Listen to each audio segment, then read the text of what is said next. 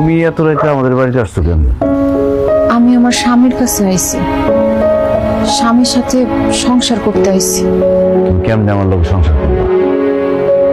আমি যেমন বউ চাই তুমি তো তেমন হতে পারবে না। আর আমি তোমার জোর করে আমার মনের মতো বানাইতেও চাই না।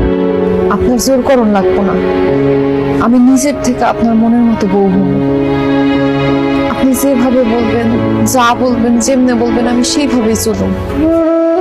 বিশ্বাস করেন, আপনি আমার বাড়িতে রাইখা আসার পরে আমি বুঝতে পারছি আপনি খুব ভালো একটা মানুষ।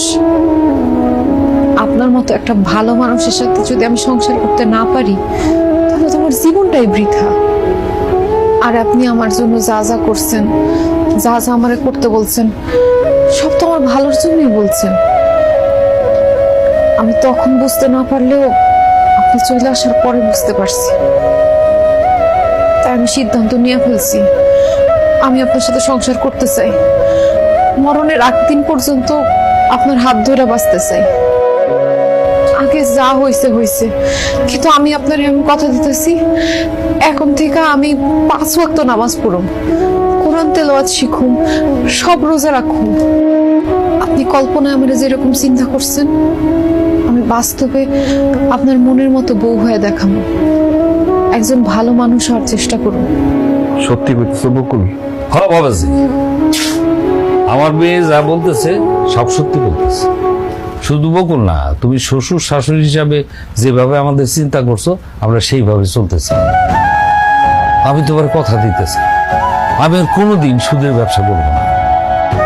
তোমার টেলিফোনে বলছিলাম না আমার একটা লাইব্রেরি আছে, এইবার সত্যি সত্যি আমি একটা লাইব্রেরি দিই।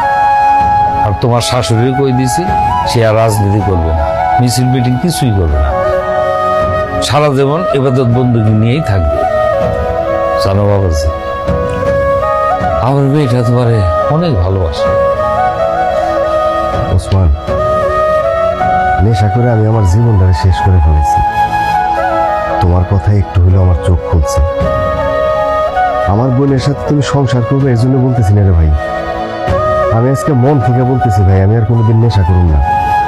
এখন থেকে ঠিক মতো কাজকর্ম করুন, সংসারের হাল ধরুন, বাপ মার সেবা যত্ন করুন।